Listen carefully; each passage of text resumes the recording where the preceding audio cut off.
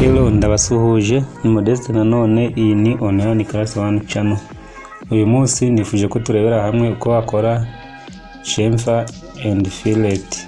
Okay, ni usanga ukoresha AutoCAD ushobora kuba warabikoze cyangwa utarabikoze cyangwa warabikoze bikakunanira, but uyu munsi ndashaka ko turebera hamwe ese ni gute wabikora mu nzira nziza kandi isobanutse. Okay, niba utarakora subscribe hakore aho hasi ukandi no kunzogera, share and comments kugira ngo bigere no kubandi.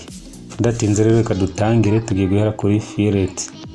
Okay, niba muzi fillet ubundi ni 200. Iyo tuvuze chamfer and fillet dushobora kubihuza dukoresheje round cyangwa se kandi bafite radius cyangwa se tugahuza dukoresheje umurongo. Ibyo nibyo chamfer and fillet nkuko bimeze kuri iyi pura uri kubona hano.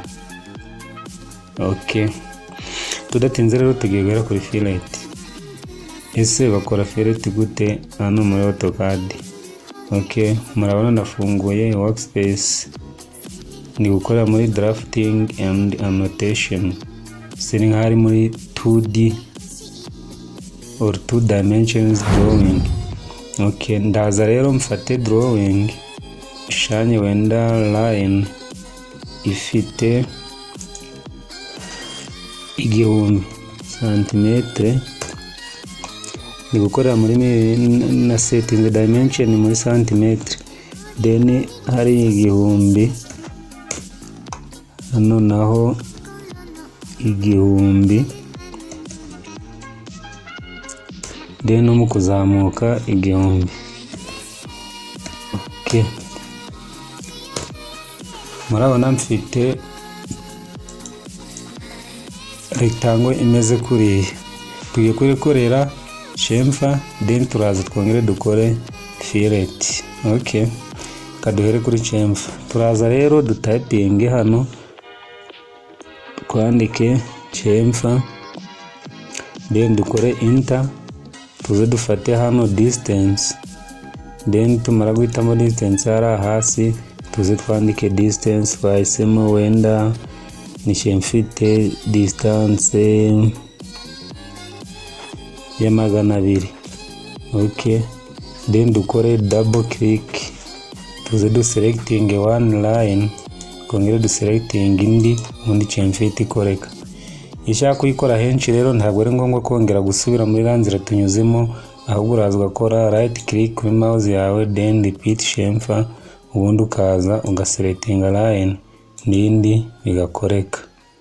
Kongera right click repeat chamfer, kaza hano na hano chamfer igakoreka, right click repeat chamfer, then kaza hano na hano.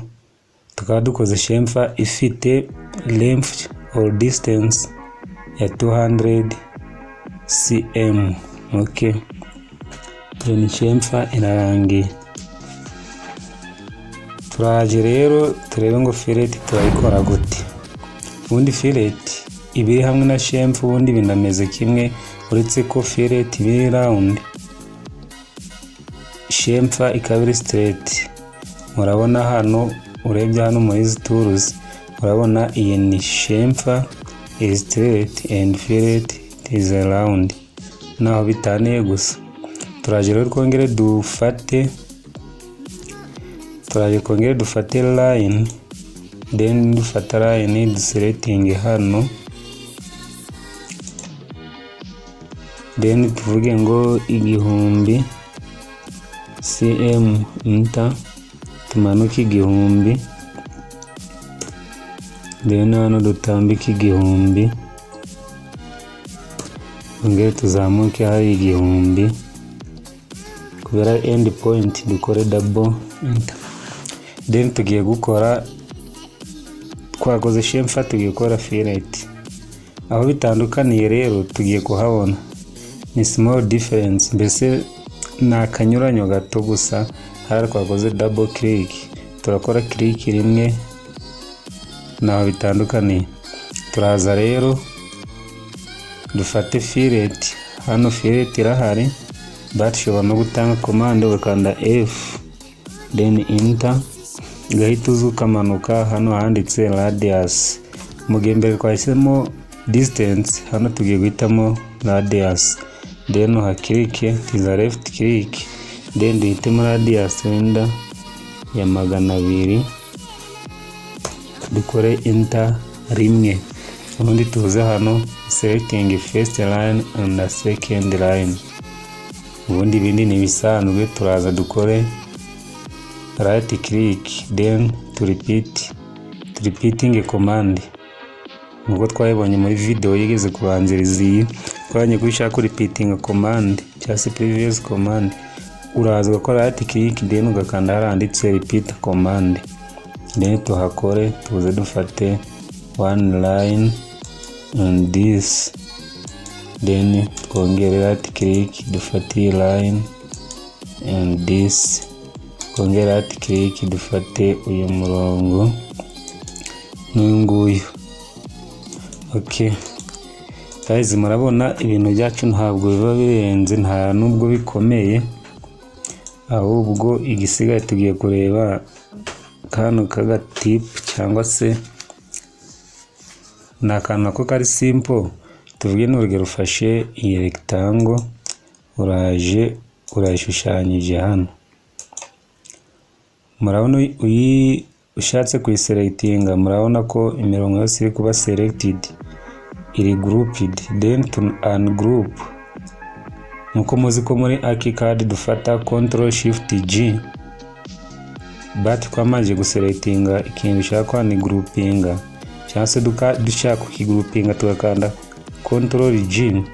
Hano ntabwo ari uko turabikora, ahubwo turaza duselecting ya rectangle yacu, then tumara kuyiselectinga tuza hano handitse explode. Okay, then tukore one click, ubwo object yacu yamaze kuba exploded or ungrouped. Nuko bimeze, nukuvuga ngo ushobora kuba kwa kundi namaje guca imirongo ndi gushushanya aka kantu naka, ushobora kuvuga ntereka nze mbite mfata rectangle, then nishushanye, nimara kwishushanya ni selecting, then nindangiza nze hano handitse explode. Ubwo nukuvuga ngo mba nameze nk'uriya wakoze washushanyije line murongo ku wundi. Okay guys, ndabashimiye abatarakora subscribe, mugerageze muhakandagura video zigiye zitugera tugize gushakisha, kandi niba hari n'undi warisharinga washaringa kabisa, tugakomeza tugakora. Cyangwa se uri kubona hari ikintu kitari kugenda neza cyangwa se kiri kugenda neza, comments harahari ahantu kwandika comments hasi aho. Thank you very much, see you in the next video.